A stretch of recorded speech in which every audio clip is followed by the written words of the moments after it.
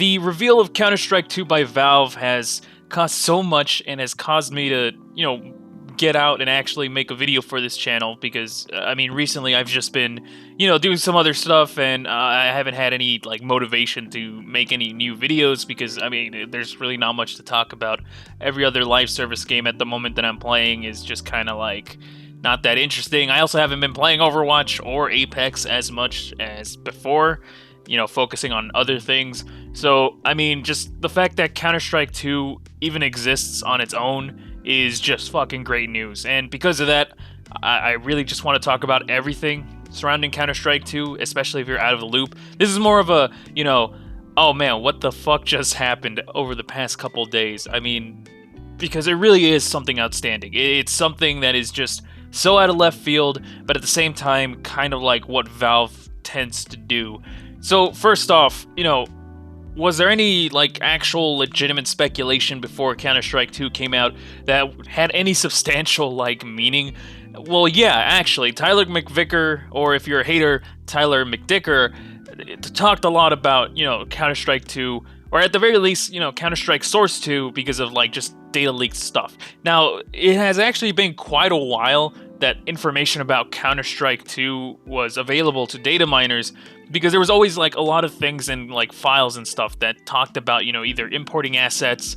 It's not even like Counter-Strike hasn't benefited from Source 2 at all. Actually, a lot of the maps in CSGO have just been made in Source 2, but then backported to CSGO, so that way, they could just, not have to deal with the old Hammer editor. Instead, they can just make a bunch of new maps that look all this high fidelity and crap and just port it back using models and stuff. That's why maps like Dust 2 and I think also the newer Cache look so great is because they were made in Source 2 and then just backported. I don't know how substantial that is. I do know that's what happened with Dust 2. But aside from that, we already knew that Counter-Strike was already getting a Source 2 update way before, but the problem is that it had been so long since the initial information and up until yesterday that we really stopped believing that Counter-Strike 2 was an actual project. It was just one of those things that we thought was just going to stay in limbo. Oh, they experimented with it, but you know what? They think that it's probably better in the long run just to stick with CSGO because it's already there. That's what people are making maps for. That's what people are making content for. You can't just move on to a new engine because then you just have to port everything, especially if you're going to have new models. What about those old skins that are supposed to work with those older models? Well, they're going to break. What about all these player models that Valve has for CSGO? It's like trying to update Team Fortress 2 to Source 2. It's just such a daunting task because what do? Do you try to port everything over or do you just start from scratch? Well, what about the economy? CSGO itself had an economy. You can't just take it away and then just make something new. People are going to be pissed because they just invested so much into this game, into the market, into everything, and now it's gone. Obviously, that's not what happened, but just thinking about that really just made us not believe that Counter-Strike 2 or Counter-Strike Source 2 was even a thing. It was, and they just decided to go with the route where you just port everything, just take the time to port everything. And I think that's really what took so much time with bringing Counter-Strike to Source 2 is the fact that I don't think they just wanted to make it into a new engine and then just stop there. They wanted to experiment with new types of level making and stuff because like they said in the reveal trailers, they didn't just port over the maps. Some of them got either a facelift or they were completely remade. Some of them only got a Source 2 port, but of course those maps were probably already made in Source 2 anyways. They were just backported to CSGO, so they just might as well have them in CS2 anyways, so yeah. So then what's the deal with Tyler McVicker? Well, the thing that happened was that, I think it was maybe a year ago or a year and a half ago that Tyler McVicker did his, little speculation that Counter-Strike Source 2 is going to be announced very soon. That very soon lasted for about 6 months, and then we just never heard anything from Valve. The Steam Deck released, and we were like, oh yeah, it's totally a dead project, and then nobody believed Tyler anymore. So now, a couple of weeks ago, I think, or actually just a week ago, Tyler was like, this fucking Thursday, here comes Counter-Strike 2. here it comes. It's here. It's gonna fucking, be announced. All this data leaked content and stuff. There's just so much here that we are guaranteeing that it's gonna come out this Thursday. It doesn't come out, people just fucking make fun of Tyler, and just that happens. I'm not like a hater or anything towards Tyler McVicker. I do watch his content, and I understand that he can sometimes like hype things up. It's just the name of the game. That's what people watch him for. That's what I watch him for too. But at the very least, he has a track record of being, not the most accurate person, but again, he's covering Valve. Like, I don't think anybody can ever have a good track record with Valve, with the fact that, they're not as predictable. They don't have to reveal anything. They're not a public company. You're just gonna have to deal with the way Valve is, unfortunately. And that includes being wrong almost all the time. So, do I blame the guy? I'm not gonna, say that he's a bad person. But yeah, he might overhype things, like, constantly. But, what are you gonna do? It's fun to hype things. It just happens. But at least this time he actually did have some, like, evidence to back it up with all, like, the data mining and all the leaks about CS2. Thankfully, he was sort of right. The fact that he was, like, off by about a week, less than a week, is really nothing to scoff at. The fact that he was pretty much accurate in when this game was gonna fucking, like, be announced was great. So, while Tyler McVicker might not be, like, 100%, correct on the date, at the very least, he was correct enough, and honestly, I would just give him this W, alright? He was right about Half-Life Alyx, he was right about Counter-Strike 2. Just let him have the win. If you're really gonna be that fucking petty about, like, the exact semantics of when Counter-Strike 2 was announced, well, fucking get a life. So, but anyways, let's talk about the fucking reveal, dude. The reveal is done in a way that only Valve does, alright? Instead of, hyping something up with, like, a big-ass trailer or something, like a cinematic, what do? They just release 3 videos that say, hey, here's some features in Counter-Strike 2. Wait, Counter-Strike 2 is real?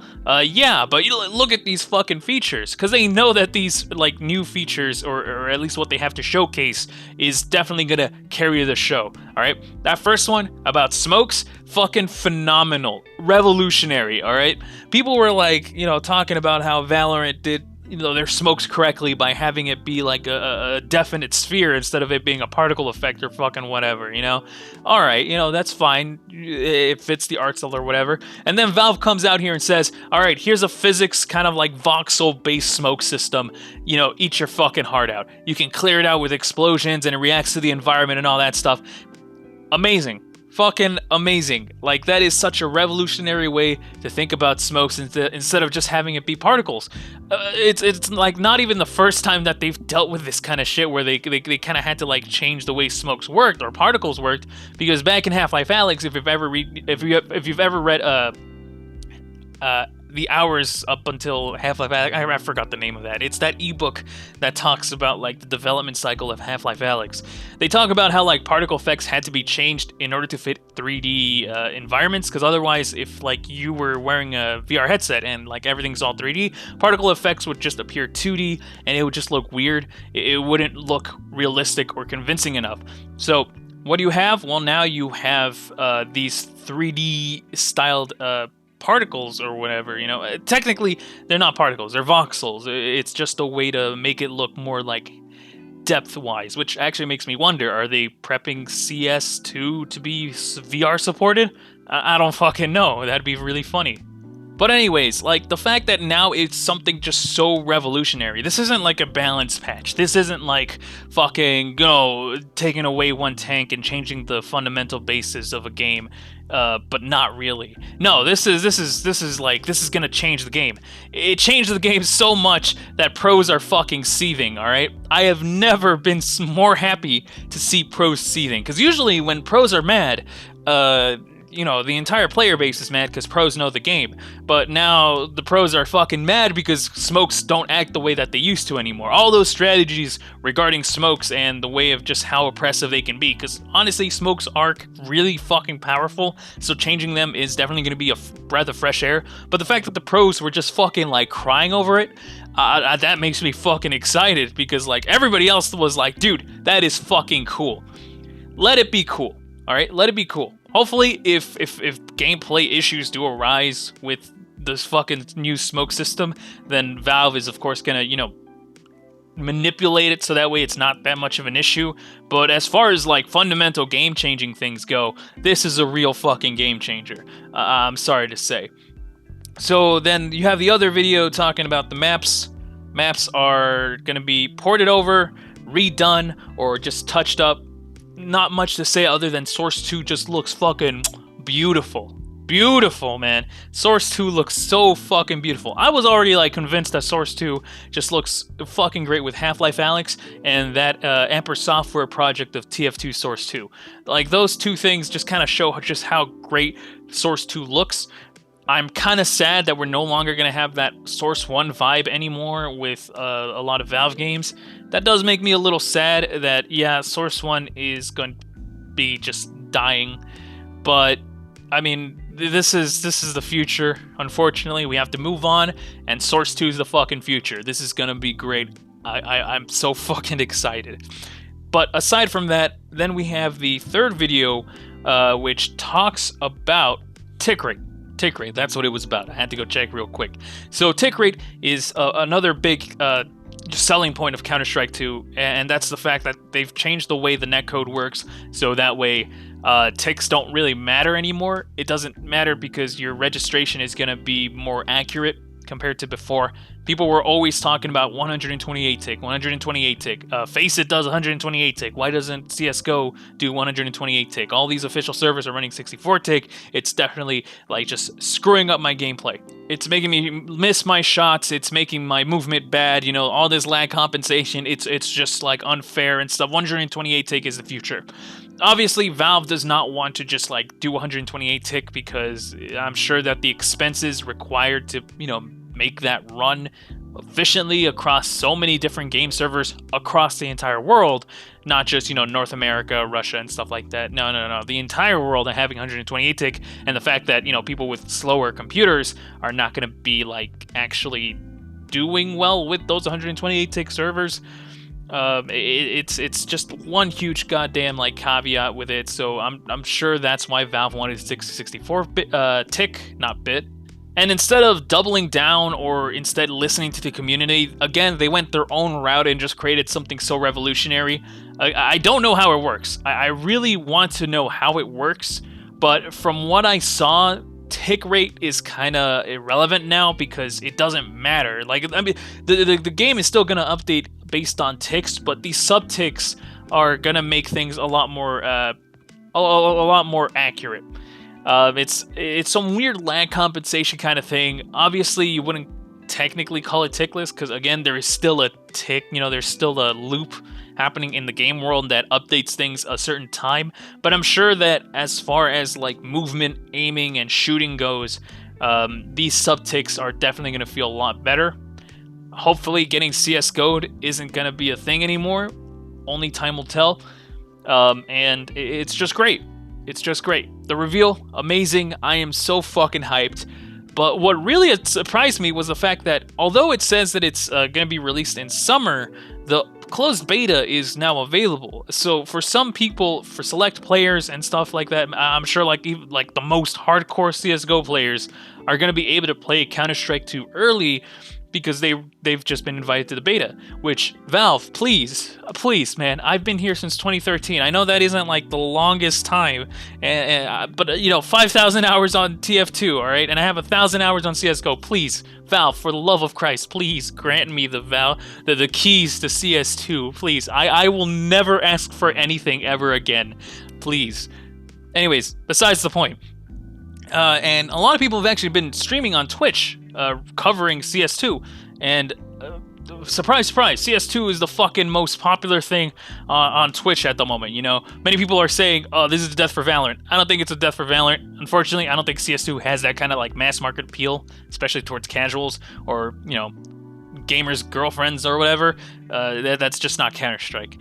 Valorant has that mass appeal with different characters, personality types. It has that Overwatch appeal, is what I'm trying to say. Including that stuff that happens on the deepest, darkest corners of the internet. It's just, I don't think Counter-Strike is gonna be, appearing in a lot of search results when it comes to that kind of stuff.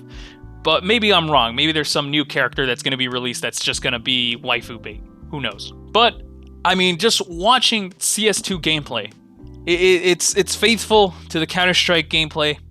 I'm not the biggest fan of the new HUD changes. I'm not the biggest fan to some of the art style changes. I don't want CSGO to look like Valorant. I seriously don't. I don't like this kind of like pseudo cartoonish thing. Like, seriously, we already have Team Fortress 2, Valve, alright? We don't need Team Fortress 2, 3, 5, and 6, okay? Like, the cartoony stuff is kind of overdone. That's one of the reasons why I appreciate other Valve games, is because of that like realistic-ish art style that works so great. It isn't uncanny like an Unreal Engine 5 demo, and it isn't, just like stupidly overly cartoonish like Valorant. It strikes that nice balance between realism and cartoony, kind of like Titanfall and Apex Legends. That's one of the reasons why I like them. And one of the reasons why I like Counter-Strike's aesthetic. They still do the whole counter-terrorist versus terrorist, which I was actually really afraid of them removing with Counter-Strike 2. I thought they were just gonna like bite the bullet with the whole progressive movement or whatever to just remove, terrorists and counter-terrorists, instead make it my team, their team. But thankfully, they're not going with that. We're still gonna have CT and T. I don't care if it's abbreviated. Don't make it fucking my team versus their team. But, I'm glad that they're keeping, the elite crew. They're keeping the bank robbers. They're keeping the ISF. They're keeping the FBI. They're keeping SWAT. They're keeping those Balkan guys. I don't remember their name, but point is that I'm glad they're keeping that that thing of like global conflict. It's still Counter-Strike. It's the real world, but sort of satirized in a way. But I digress. Point is, Counter-Strike 2 looks fucking amazing. I am so excited. I know I've been saying that over and over again, but Valve is sort of making games again. I really hope that there comes more games, because if they can just like keep doing this, even if they're just kind of like upgrades, pseudo upgrades, as long as they're improving like immensely, not just doing Overwatch 1 to Overwatch 2. No. If they're immensely improving things, especially like backend, because a lot of older games really do need like a facelift when it comes to not only the graphics but also the way things work in the backend. I'll be happy. Valve does things really great, and I think we've kind of been ruined, kind of like our expectations have been ruined by all these other companies and stuff. Valve tends to have a good track record when it comes to this, aside from Artifact and also Dota Underlords. Aside from those two things, Valve tends to have a pretty good quality of standard. They might cancel a lot of games, they might, fucking just destroy dreams and hopes and stuff. They might get bored, they might be really selfish, they might treat their workers like shit, maybe, allegedly, but at the very least, things get done, and they get done really well. They don't have to listen to investors, which is both a good and a bad thing, and CS2 just looks remarkable. I can't wait to play it. Please, Valve, give me a key.